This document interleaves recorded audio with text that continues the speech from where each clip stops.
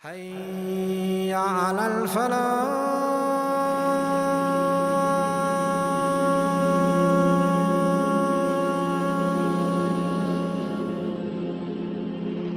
Something very funny that happened in the time of Imam al-Ghazali rahimahullah ta'ala.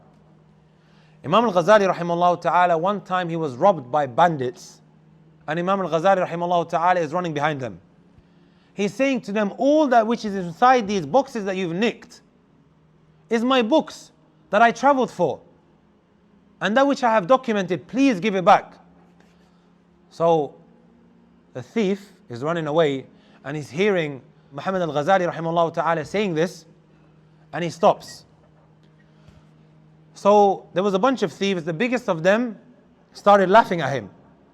He said to him, how is it that you can claim that you have knowledge? But when we in fact took these boxes of yours, all of a sudden you became somebody who did not know anything. The thief is laughing at him. And then he felt sorry for him and he gave him the boxes. He goes, go take it. Al-Ghazali rahimahullah ta'ala, he said, this is a man who Allah subhanahu wa ta'ala made him speak to give me guidance in my affair. So he said he went back, and for a whole 3 years he started memorizing everything that he documented. So if in the future highway bandits ended up robbing his stuff again, he wouldn't necessarily mind. Take it. My ilm is with me in my chest. He was guided because of a thief. One man came along and he did something that popularized the path to Allah subhanahu wa ta'ala. Like a focus on the path, not just nominal worship. So one man came along, 450 Hijri, and he had some personal experiences. He died in 505 at the age of 55 only. He is considered to be the man that popularized Sufism among the masses, made it acceptable for them, because the way he explained these things. You have to remember, they spoke in allusions in very high kind of language. So for the common folk, it was very difficult for them to understand that. And until now, there was no formal Shaykh-Murid relationship. 5th century, until Imam Ghazali died, there were hardly any formal tariqs. Imam Ghazali, Abu Hamid al-Ghazali, Hujjatul Islam, he is the one who is considered responsible for turning people's attention to the yearning of Allah subhanahu wa ta'ala, because of the way he described through his magnum opus, which is the Ihya Ulumuddin in numerous volumes, the way he explained this, which is called the revival of the religious sciences. He was obviously not one who was born into Sufism. His father died at a young age and he was looked after by somebody else, and his mother. And he and his brother was a very famous Sufi, Ahmad al-Ghazali, right? But Shaykh Abu Hamid al-Ghazali, he was into the sciences first. He became such a great scholar because he was ingenuous. He was remarkable in his understanding and in his memory and in everything, that he was put into the highest place that any scholar could be put. And they had one vizier whose name was he was known as Nizam al-Mulk.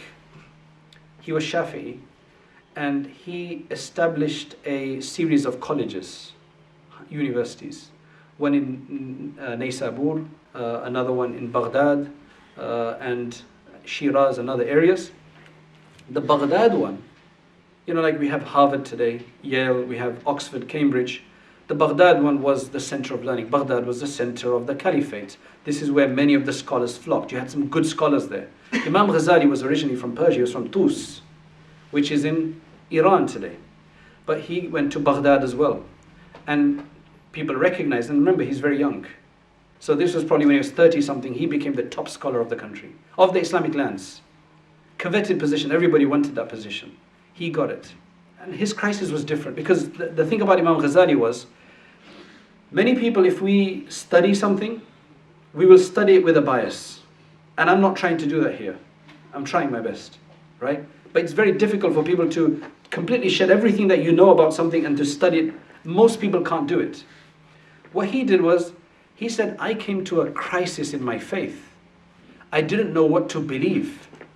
He says there were 3 main groups that were prominent in my time. The Sufis, the Batinites, Muslim philosophers, that taken from the Greek philosophy, the Neoplatonists. He said, I studied each one of these groups. The Batinites, they talked about some inner reading, hidden reading of the Quran. So they wouldn't take it says, Aqimus Salah, establish the prayer, they wouldn't take that. They would say, oh, it means something else in between. So they could write, and it was a highly secretive, kind of arcane cult. These were the Batinites.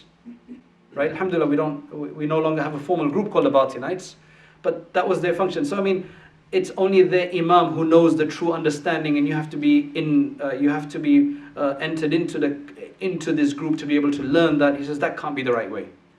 But he said, I stripped my mind of all beliefs. I was in a crisis, and I went and studied this. I found that this couldn't be it. Then I studied the Sufis. And I studied the philosophy. He says, in 2 years, despite my busy schedule, in my free time, I studied all of the books of the philosophers. And then he wrote a book called the Maqasidul Falasifa, the main objectives of the philosophers. It was such a great book that was written in such a neutral way that the later, even Christian philosophers consider him to be among the Muslim philosophers, because they think his contribution is great. Then after that, when he found out that it's a lot of incoherence in there, they say one thing, but it can't be really true because there's somebody else that contradicts it. There's no absolute truth in there. Then he wrote the Tahafutul Falasifa, the incoherence of the philosophers. And in there he did what no other scholar until now had done, because the philosophy was coming into the Muslim circles, and there were people who had taken it on, like Ibn Sina, Al-Farabi, and none of the Muslim scholars were able to oppose it properly, because they hadn't studied it. He studied it, and then the way he wrote about it, he says, I can't understand. Look at the demeaning way he writes about it. He says, I can't understand how these people even can come to this conclusion. Even a young child would not come to this conclusion. He ridiculed them. He says in Baghdad, he says, I spent 2 years studying philosophy, 2 years. And then 1 year reflecting on it. 1 year critically appraising philosophy. And you'll see in the Munqidh, he says, not like he just studied Ibn Sina or the Muslim, the Arab, transmitters of Greek philosophy. No. He studied actual Greek philosophy. He says they're all these guys, Dionysus or Diogenes and, who and what and Plotinus. He said they're nonsense. They're just nonsense. And actually, Aristotle refuted all of them, so I don't need to. He said Aristotle was right about them. He said there are 3 great Greek philosophers. There is Plato, Socrates, and Aristotle. All 3 of these guys were basically muwahhideen. They were basically monotheists. But there was kufr in their work. There's kufr in what they said. Aristotle refuted Socrates and Plato, so I don't have to. So I'm just going to focus on Aristotle. Aristotle's the closest. He's the closest to proper belief. But there's still kufr in what he says. Then he said, and there's a whole lot of Muslim guys. And all of them are nonsense. None of them understand Greek philosophy. Except for 2.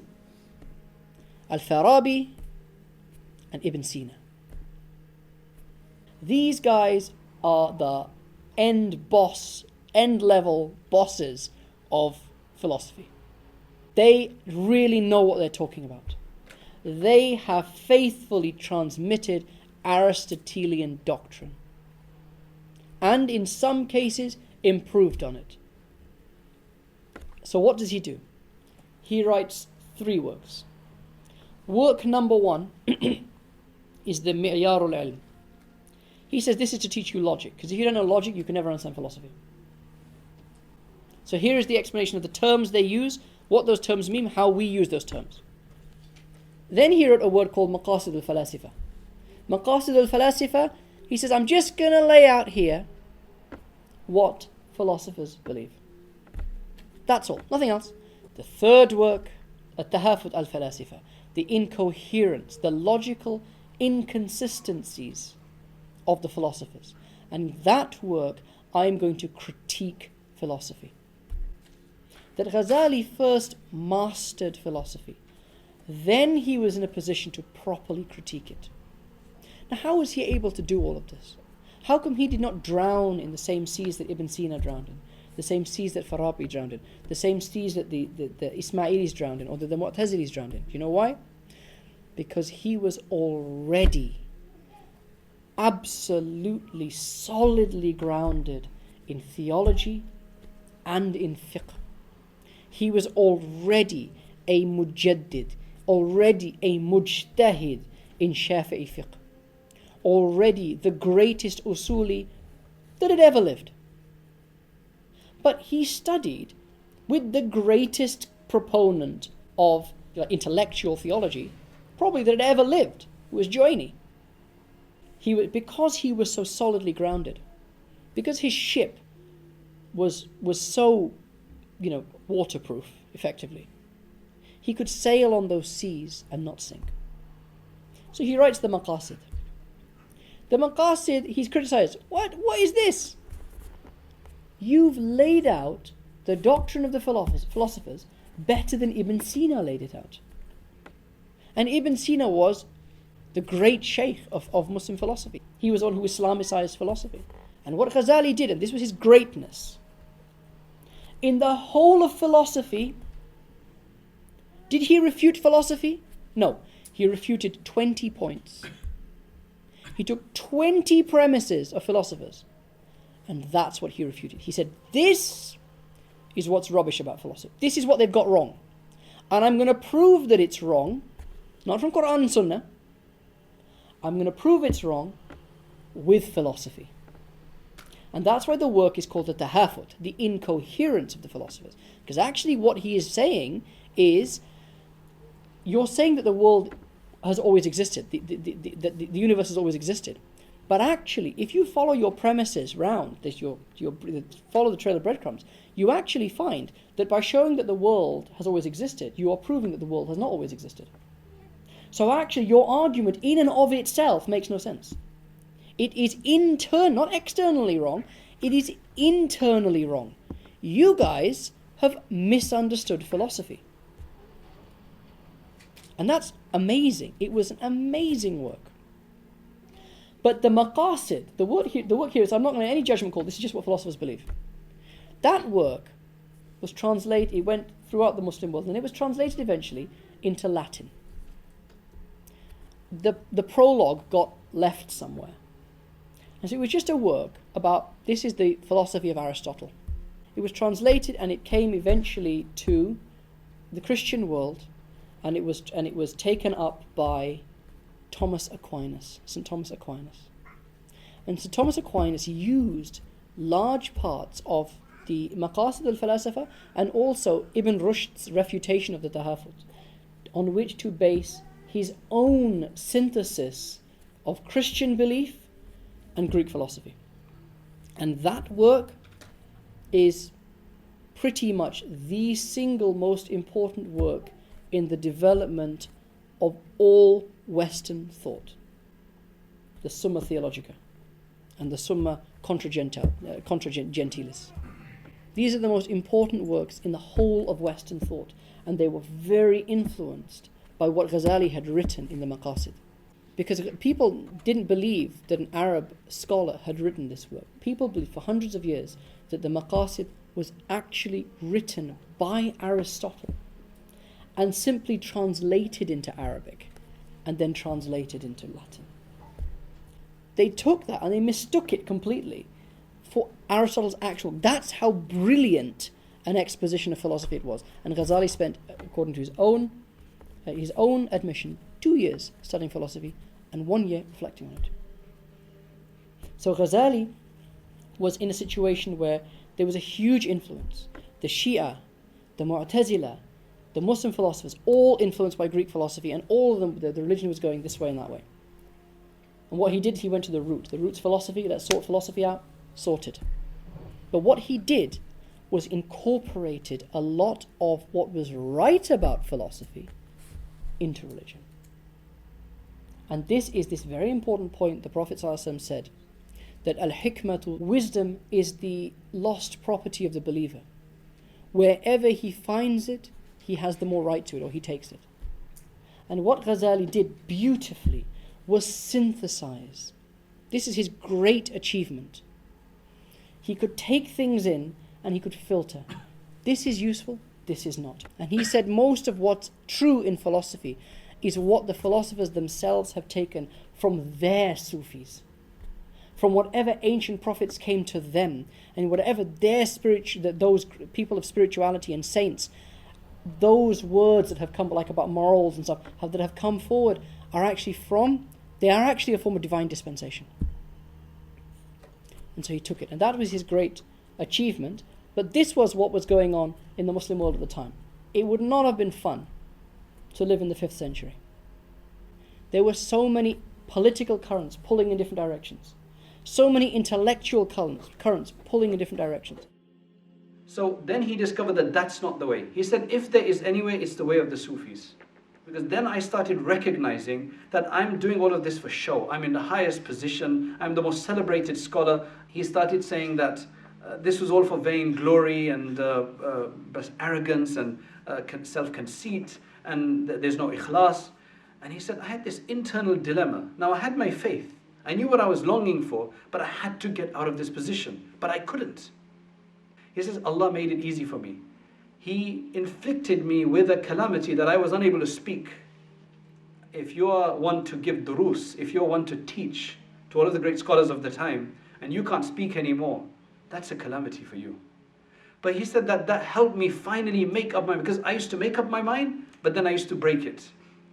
Finally, this time when this happened, I realized that I had to leave this. He left it. People were like, why are you leaving this? People couldn't understand what I was doing. It was crazy for anybody to do, because it was considered the highest position. He went, he left. He stayed for about 10 to 11 years. Nobody knows exactly what he did during those times. We know he went to Jerusalem, stayed there for a long time. He went to the Haramain, he stayed there for a while, and a lot of the time he spent in Damascus in the Jami al-Umawi, in a room there. He says, this is where Allah opened up many things to me. This is when I got my realization, when I got my enlightenment. That's when he wrote the Ihya Ulumuddin, the revival of the religious sciences. He comes back finally, and he doesn't want to take that position that he's being forced, take this position. Finally, he agreed to do some teaching close to his hometown and took on some students. And then he wrote a number of other books. The Beginning of Guidance, he wrote the Mishkatul Anwar, he wrote. But his book, The Revival of the Religious Sciences, Ihya Ulumuddin, is the one that popularized tasawwuf. The way he explains, he's a Persian, highly articulate. His literature is studied in the history of Arabic literature. And you should read it. He's a psychologist. The way he speaks, the way he explains things, absolutely fantastic. Yes, there are criticisms on him. Ibn Taymiyyah, Ibn al-Jawzi, a number of these scholars have criticized aspects of his work. Basically, their criticism is that he's mentioning things in there which are difficult for other people to understand. He mentions a lot of weak hadith, no doubt he does. Right? Some fabricated narrations in the book as well, no doubt that those are there. He wasn't a hadith scholar. He actually studying hadith afterwards on his way back. He died with a copy of Sahih al-Bukhari or something on his chest. Basically what scholars say is that he guaranteed Sufism an official place in Orthodox Islam alongside law and theology. Just like Aqidah was a subject and fiqh became a subject, hadith studies was another science, tasawwuf became a subject.